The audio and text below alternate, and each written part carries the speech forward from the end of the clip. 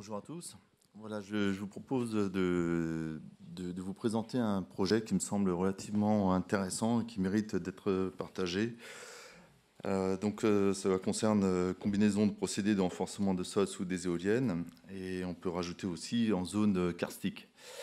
C'est un projet qui est intéressant, qui a eu l'occasion de vous présenter deux procédés de renforcement de sol, les inclusions rigides et puis l'injection solide, également appelée compactage horizontal statique ou compaction routing.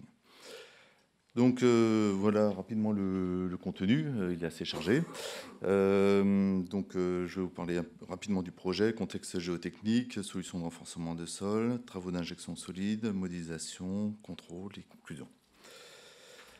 Alors, c'est l'occasion de vous présenter ces deux procédés, mais également de vous situer un petit peu le contexte qui est un peu particulier, vu que c'est un problème karstique qui est en l'occurrence traité dans ce projet. Je vous parlerai également rapidement un peu des sollicitations particulières des éoliennes. Et enfin, vous verrez dans mon exposé, j'insisterai un peu sur l'organisation du chantier qui a dû être adaptée au fur et à mesure des aléas rencontrés. Alors rapidement pour le projet, c'est un projet qui consistait en fait qui était composé de 10 éoliennes sur la commune de Wainville, deux champs de 5 éoliennes sur les lieux dits de Falfos et de Ramon. Les éoliennes sont des éoliennes assez importantes, de taille plus que correcte, avec 92 mètres de diamètre, hauteur des éoliennes 126 mètres, et puis une puissance totale de 20 mégawatts. Les intervenants sur ce projet, principalement, c'est donc le maître d'œuvre Compagnie du Vent, et puis le bureau d'études de sol Alios. Le contexte géotechnique indiquait déjà d'emblée en fait les aléas qui pouvaient être rencontrés sur ce site. Donc, sur la carte géologique de Fécamp, on pouvait déjà noter qu'il y avait sur les premiers mètres des limons, ensuite un mélange de silex, de limon et d'argile, et puis enfin de la craie à silex, avec dans cette formation une petite alerte en ce qui concerne la présence éventuelle de vide anthropique ou naturel. Les reconnaissances ont validé cette lithologie. Ils étaient constitués d'investigations géophysiques par microgravimétrie, 14 sondages pressométriques, descendus à 25 et 38 mètres, et 41 sondages destructifs avec enregistrement de paramètres. Donc déjà une belle campagne de reconnaissance qui ont mis en évidence ce que je vous disais précédemment, donc des limons sur à peu près 5 mètres, des limons avec une pression limite de 0,6 MPa.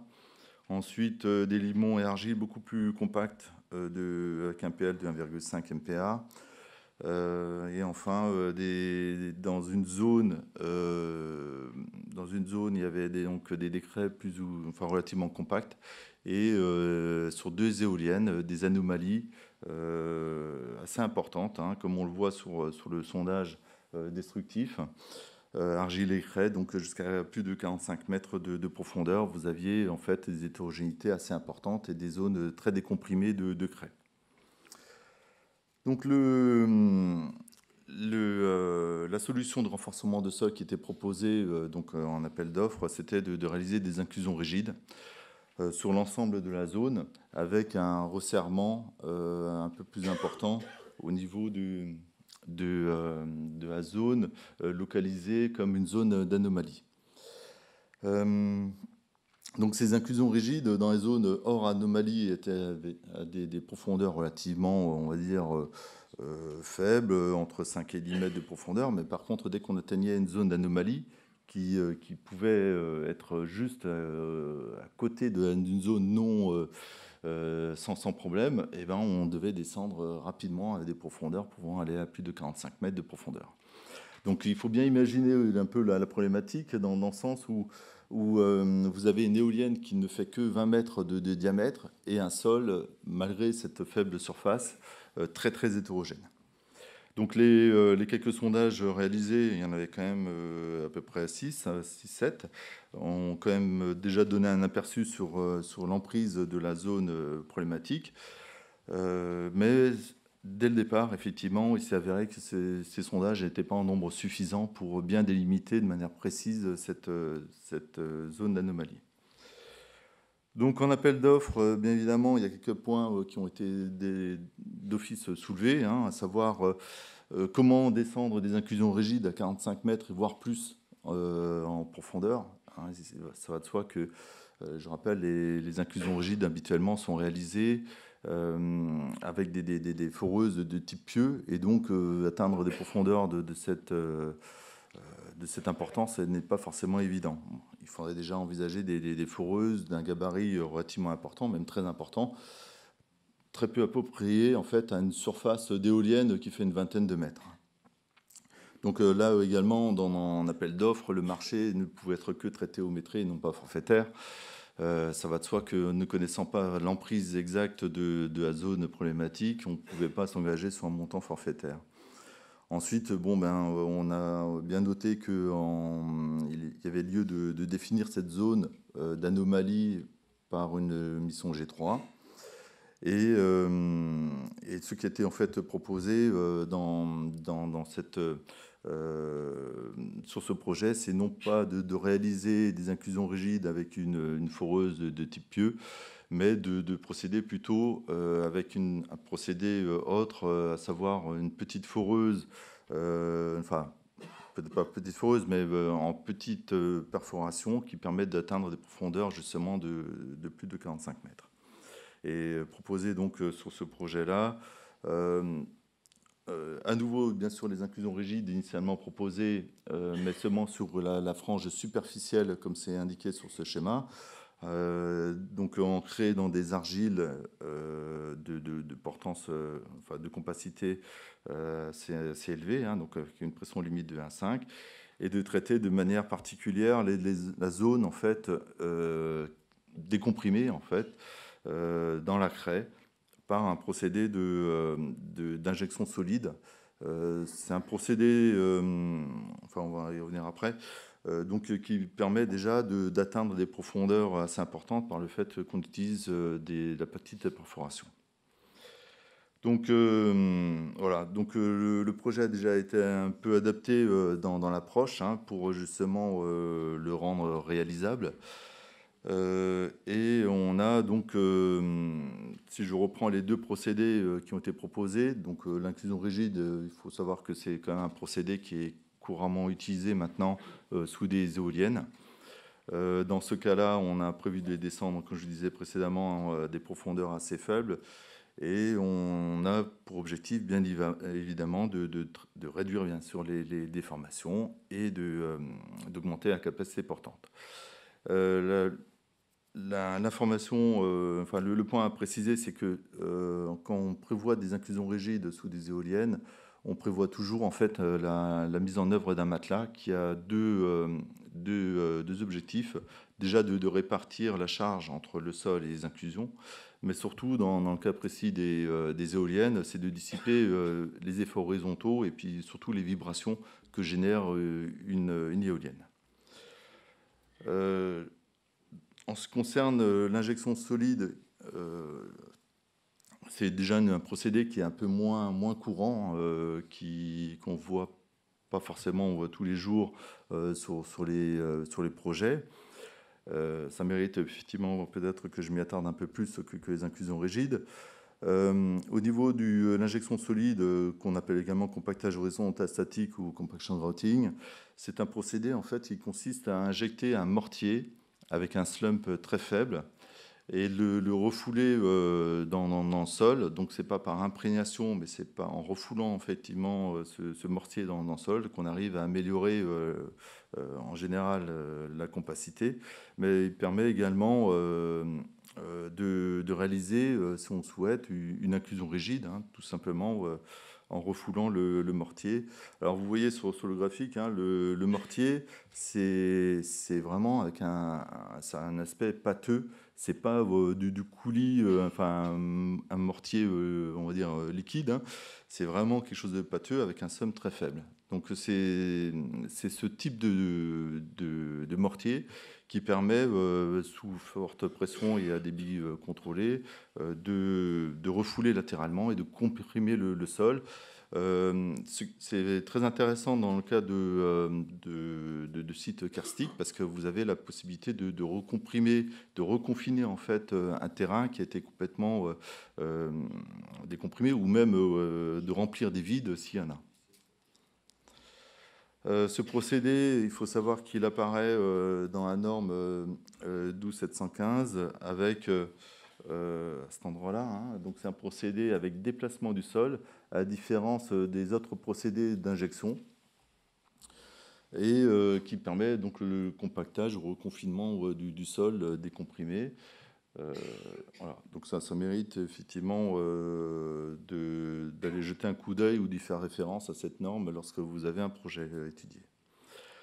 D'autres informations rapides sur le procédé. Donc, en général, les mailles envisagées pour l'injection solide, c'est des mailles qui varient entre 1 à 3 mètres. Hein, tout dépend effectivement de l'objectif à atteindre. C'est essentiellement lié à la nature du sol, à la pression d'injection et au refoulement du sol qu'on souhaite également obtenir. Les passes d'injection, en général, c'est 0,5 mètres par passe successive. Lorsqu'on remonte en fait l'outil au fur et à mesure, tout en injectant le mortier. On peut faire des passes plus importantes, hein, de l'ordre de 1 mètre. C'est adapté en fait au site. Les pressions d'injection, c'est entre 1 à 2 MPa. En général, on a des pressions bien sûr plus élevées lorsqu'on est en profondeur et on a tendance à réduire la pression lorsqu'on est proche de la surface. Bien sûr, cette pression elle doit compenser en fait les pertes de charge qu'il y a lieu, qui apparaît dans les flexibles. Et il faut bien sûr encore suffisamment de pression à la sortie de l'outil pour pouvoir refouler le terrain. Les débits d'injection, en général, c'est de 1 à 6 mètres cubes par heure, 1 à 2 mètres cubes pour des faibles profondeurs, et en général, on a des débits un peu plus élevés, de 3 à 6 en grande profondeur. Il y a également, j'ai voulu mettre deux tableaux qui sont également très intéressants, qui sont issus du livre Amélioration et renforcement de sol, hein, de Laurent Briançon, Philippe Chiozu, Claude Pumel et Bruno Simon. Donc voilà, hein, on n'a pas trop le temps aujourd'hui de s'y attarder, mais il y a des informations très intéressantes dans cet ouvrage. Au niveau, donc si on reprend un peu la chronologie du projet, donc là en phase travaux, on nous a donc demandé de délimiter de manière plus fine la zone d'anomalie. Et effectivement, on a lancé, bien avant le démarrage des travaux, 2 campagnes de reconnaissance qui ont commencé à indiquer, à valider déjà le premier zonage qui semblait être correct.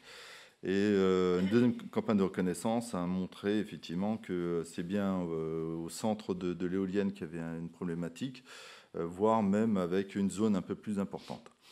Il y a donc les forages symbolisés en jaune montraient qu'il n'y avait pas forcément d'anomalie. Et puis on s'est aperçu que le zonage, enfin, on avait à peu près bien circonscrit la zone à problème.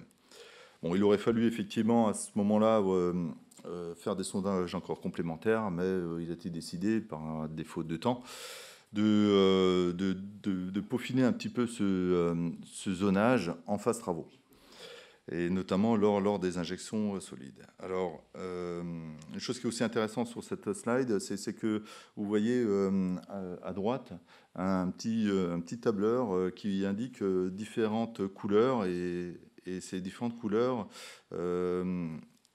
montre par sondage et par profondeur l'épaisseur des zones d'anomalie. Donc en rouge, on avait une zone décomprimée avec potentiellement du vide. Ensuite, en orange, altéré à décomprimé. Et puis en jaune, faiblement altéré, altéré. Donc on voit bien déjà par ce petit tableau que la zone est très hétérogène et avec des profondeurs effectivement d'altération très variables. Donc la première, donc une procédure d'exécution des injections avait été établie, hein, réalisation des préforages avec enregistrement de paramètres, analyse ensuite des enregistrements avec détermination des zones à injecter, validation du contrôleur dans le cadre de sa mission G4, injection dans les zones identifiées uniquement. Donc la première difficulté, ça a été déjà de redéfinir une, des couleurs en fait et une échelle pour déterminer en fonction des vitesses de forage des différentes foreuses utilisées. Donc avoir une échelle entre ces couleurs et puis les vitesses. Donc entre la compacité pardon, et puis, du sol et ses vitesses. Donc on a dû faire appel à trois échelles différentes. À chaque fois qu'on utilisait une foreuse, la première difficulté, c'était déjà de redéfinir une corrélation entre la vitesse et puis la compacité du sol, ce qui n'était pas très évident. Donc on a commencé les travaux, donc on est reparti sur la première, sur une surface de traitement qui a été envisagée initialement, mais au fur et à mesure des travaux, bien évidemment, on s'est, enfin je dis évidemment, c'était pas forcément évident, mais malheureusement, on va dire, on a eu des surprises et puis qui n'ont pas arrêté d'apparaître jusqu'à ce qu'on constate que la surface des traitements concernait quasiment toute la surface de l'éolienne.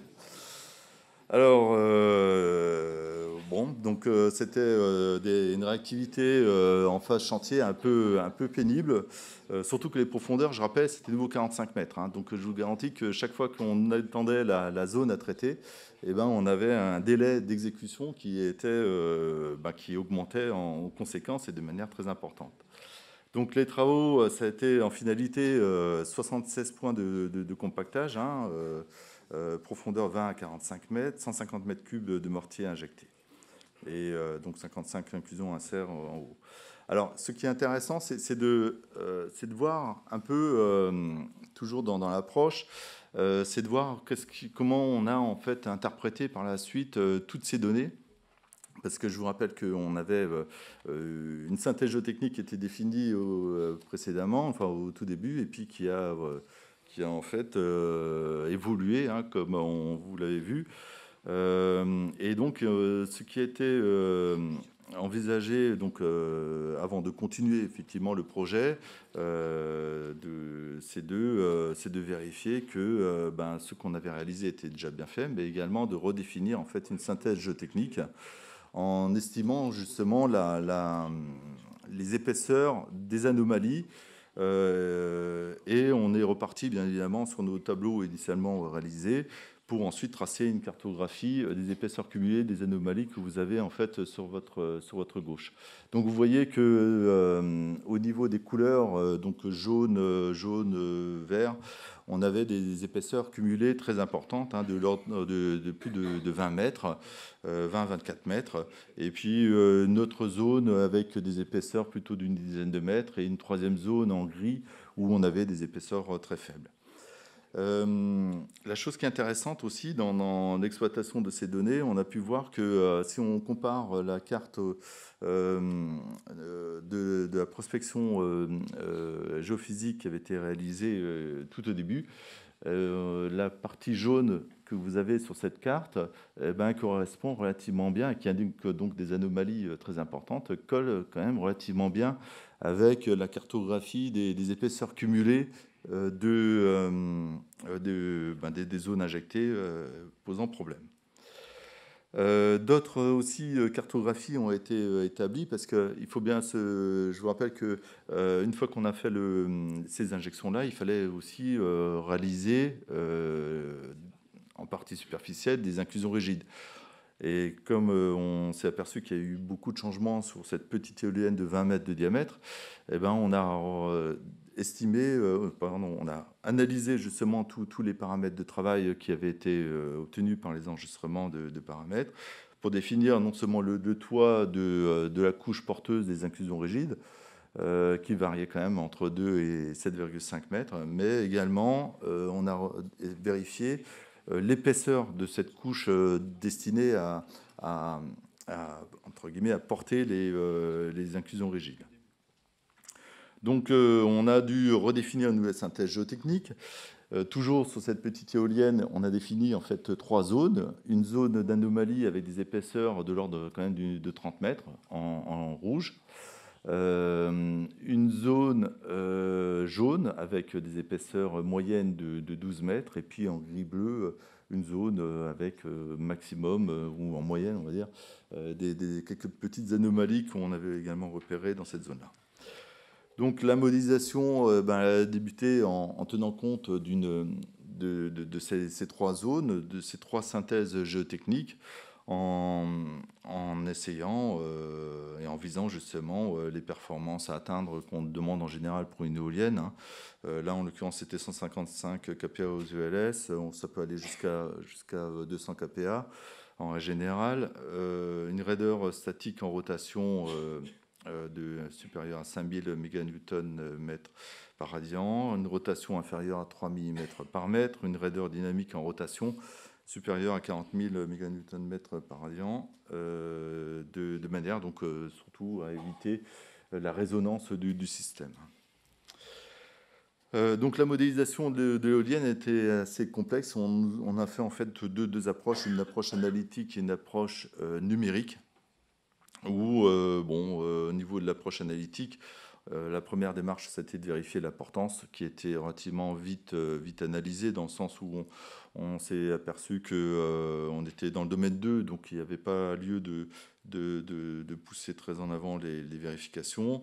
Donc domaine 2, je rappelle que ça concerne effectivement que le sol est à même en fait de reprendre, d'assurer la portance sous la sollicitation sans présence des inclusions rigides.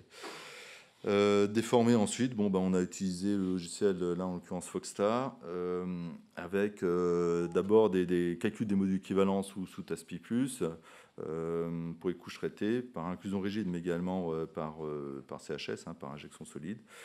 Ensuite, calculer et déformer sous TASPLAC, avec ces modules équivalents, pour justement vérifier qu'on rentrait bien dans les critères mentionnés ci-avant.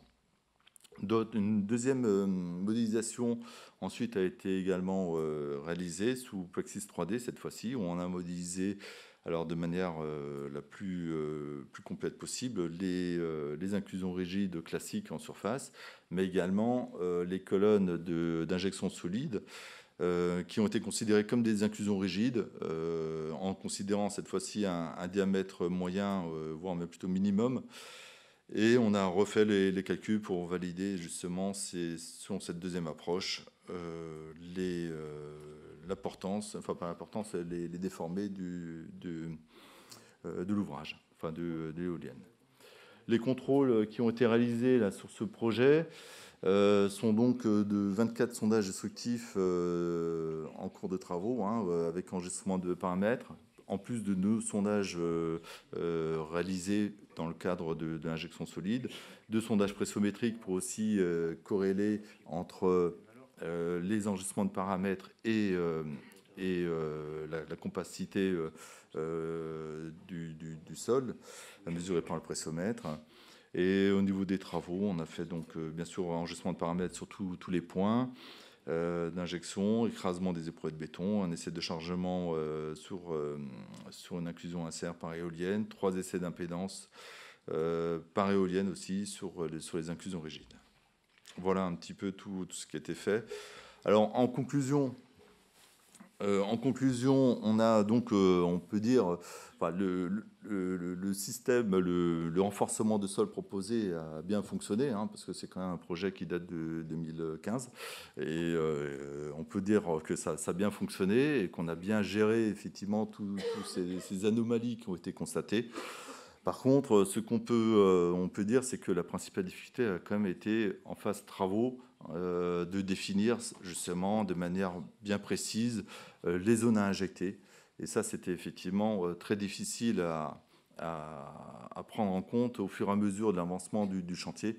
Parce que tout le monde sait que lorsqu'un chantier démarre, il y a quand même un objectif de délai aussi à respecter. Et là, vous imaginez bien qu'on a complètement dérapé en termes de délai, justement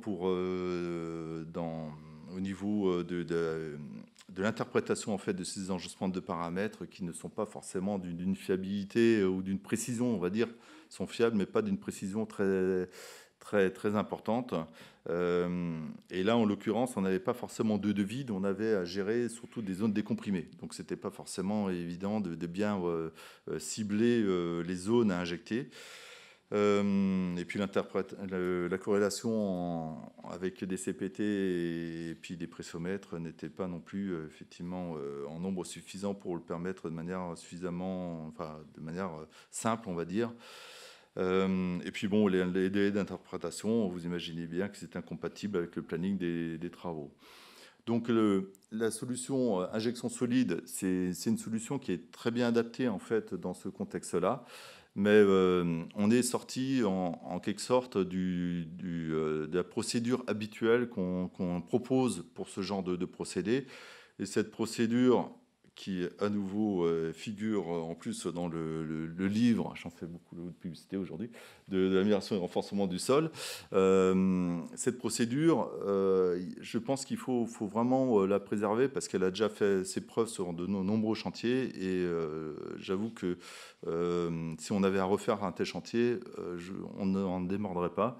Alors, en quoi elle consiste? Elle consiste tout simplement en fait, à faire une maille primaire sur l'ensemble de l'éolienne. Vu qu'on a une surface d'un diamètre de 20 mètres, ce n'est pas non plus une grande surface.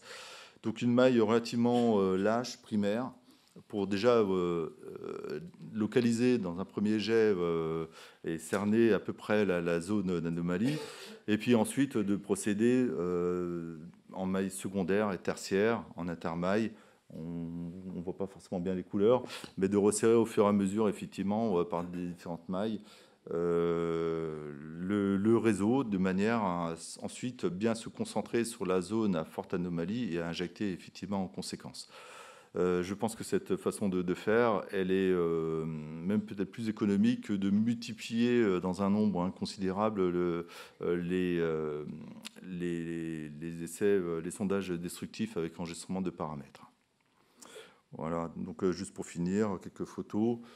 Alors les photos sont pas très bien, on voit pas trop bien. Donc là, c'est les fourrages de contrôle réalisés parfois en même temps que les travaux d'injection. Donc c'était pas forcément évident d'avoir deux foreuses sur une petite surface.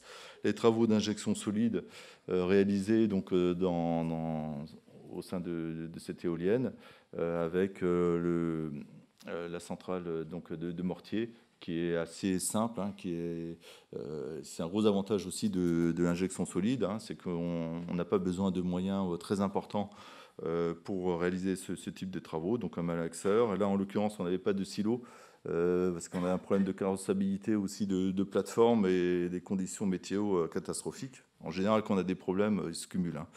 Et là, on avait des big bags, tout simplement d'un mortier prédosé qui était malaxé et puis qui passait dans la pompe à mortier pour aller jusqu'à la foreuse. Et puis enfin, travaux d'inclusion rigide, hein, qui ont finalisé le renforcement de sol. Voilà, je vous remercie pour votre attention. Donc, merci Serge pour cette présentation avec une description détaillée en particulier de l'injection solide. Donc maintenant je vous donne la parole. Avez-vous des questions? On a 5 minutes pour quelques questions. Le premier qui a levé la main ici. Oui, je voulais poser la question suivante. Quelle était la longueur maximum d'étubage quand on fait l'injection solide? Ah, des tubages. Alors, il n'y a pas de tubage. On fore tout simplement avec... alors là, dans ce cadre-là, il y avait même 2 procédés. Enfin, le procédé habituel, c'est qu'on fore avec un taillant, et un taillant un peu particulier qui permet justement l'injection du mortier à partir de sa base. Donc c'est quasiment l'ensemble du projet qu'on a utilisé, qui a utilisé cette façon de faire. Donc on fore directement et en remontant, on injecte par passes successives. Ça, c'est le moyen habituel. Donc on ne fait pas de préforage en règle générale, mais il y a des zones où effectivement, vu les profondeurs très importantes, on a dû quand même à certains moments préforer et ensuite venir injecter avec une deuxième foreuse. Alors, je précise ma question. Quelle était la longueur maximum du train de tige qu'on pouvait enlever à chaque fois? Parce que tu es bien obligé de débrancher l'alimentation pour enlever les trains de tige. Oui. Les tiges, elles faisaient c'est une longueur à peu près de 3 mètres. Pas plus? Pas plus, non. Donc ça faisait beaucoup de mouvements. Beaucoup de mouvements, oui. Ouais. Et de perte de mortier. Oui, ça aussi, tout à fait. Alors j'enchaîne. Oui, à la fin, puisqu'il y avait 5 éoliennes. Oui. Il y en avait 10 en fait. Oui, donc tu nous as montré les résultats pour une avec la carte. Mais est-ce qu'on a cherché à la fin à resituer tout ça dans le cadre géologique pour essayer de voir, refaire un lien avec la géologie? Pourquoi cette zone de faiblesse on la rencontre et comment elle se développe sur un espace un peu plus grand? Oui, il n'y a pas eu effectivement. Alors forcément, on s'est concentré sur l'ensemble, juste sur l'emprise de l'éolienne. Alors il y en avait 2 éoliennes qui posaient problème. Là, j'en ai présenté seulement une seule. Mais l'étude, effectivement, n'est pas allée plus loin. On savait qu'il y avait des problèmes, mais on s'est contenté de rester dans l'emprise éolienne. Pour l'éolienne que je ne vous ai pas présentée, il y a eu effectivement quand même une détection de vide, où là, j'aurais quasiment pu effectivement aussi vous présenter. C'est très, très intéressant de voir à un moment donné comment on devait gérer le débord vis-à-vis de ce vide. Alors, on a défini une zone qui a fait quand même une dizaine de mètres au-delà de l'emprise de l'éolienne. Mais bon, il fallait à un moment donné qu'on se décide de s'arrêter parce que sinon, on était prêt à traiter tout le secteur, quoi. Donc, ça a également fait l'objet de pas mal de discussions pour bien confiner la zone et de manière suffisante pour qu'il n'y ait pas d'incidence sur la stabilité de l'éolienne. Encore quelques questions. Oui, bonjour Serge. Une double question. Quel a été le surcoût de l'opération par rapport, en pourcentage, par rapport au budget initial? Et deuxième conclusion, la plus vieille méthode d'amélioration de sol, c'est de déplacer la structure. Est-ce que ça a été considéré? Alors, le surcoût, c'est pas que je vais pas répondre, mais j'ai pas regardé les montants en faisant l'exposé, mais ça va de soi que déjà en délai, on était parti sur, je crois 3 semaines ou 4 semaines. On a doublé en termes de délai. Donc, à mon avis, vu qu'on a doublé, on a au moins doublé effectivement le montant. Les coûts, il me semble que pour cette éolienne, c'était de l'ordre de 150 000, 200 000 euros. Donc c'était un coût quand même loin d'être négligeable. Il ne faut pas oublier aussi la profondeur. 45 mètres, vous multipliez tout de suite le coût des montants très très élevés. Oui, et puis pour l'autre question, c'était... Pourquoi ne pas avoir déplacé l'éolienne? Oui, déplacé. Alors ça, c'est ce qu'on pense parfois, mais c'est jamais possible. Il y a le permis qui est déposé, il y a à remettre après en question tout le projet. Et quand le projet est lancé, voilà, il faut qu'il arrive à son terme le plus vite possible. Quels ont été les critères d'arrêt d'injection? Est-ce que c'était en volume, c'était en pression? Comment vous avez élaboré et est-ce qu'il y a eu des contrôles après coup du sol? Alors, en général, on fait une planche d'essai au démarrage. On injecte pour déterminer déjà la pression maximale, qui correspond en fait au claquage du terrain. Ensuite, on réalise également, on vérifie bien sûr si on arrive à atteindre les volumes qu'on estime être cohérents avec le design et puis également avec la compacité du sol rencontré. Lorsqu'on rencontre un vide, le problème ne se pose pas, c'est qu'il faut remplir le vide, donc on le remplit. Mais lorsqu'on est dans un sol qui est, on va dire, faiblement compact, on essaye d'atteindre au moins le volume théorique qu'on souhaite obtenir par l'intermédiaire, qui colle avec le design envisagé. Et puis, bien évidemment, il y a aussi un troisième critère qui est intéressant à déterminer, alors surtout lorsqu'on travaille à faible profondeur, c'est le soulèvement de la plateforme. Parce que lorsqu'on injecte bon là, c'est pas le cas, mais lorsqu'on injecte à des profondeurs, on va dire, entre 1 et 5 mètres, on a, si on injecte de trop, un risque, bien évidemment, de soulèvement de la plateforme. Donc ça, c'est également aussi au démarrage du chantier qu'on détermine tous ces critères. Et les contrôles, alors là, on ne cherchait pas une amélioration de sol entre points d'injection, mais en général, on réalise des sondages entre points pour vérifier si on a amélioré justement la compacité du sol. Très bien. Merci Serge. Je propose qu'on arrête maintenant les questions pour ne pas prendre trop de retard. Ah, une dernière. Vraiment la toute dernière. Bonjour, je voulais savoir si, au niveau du mode de fondation et de la conception géotechnique, une éolienne, ça bouge, vous avez parlé de résonance.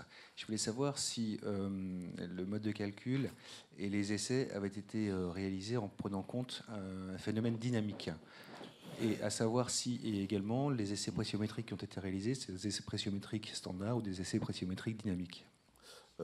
Non, on a utilisé, alors je commence par la fin, on a bien évidemment, on a habituellement des sondages habituels, classiques pour n'importe quel ouvrage. On n'a pas des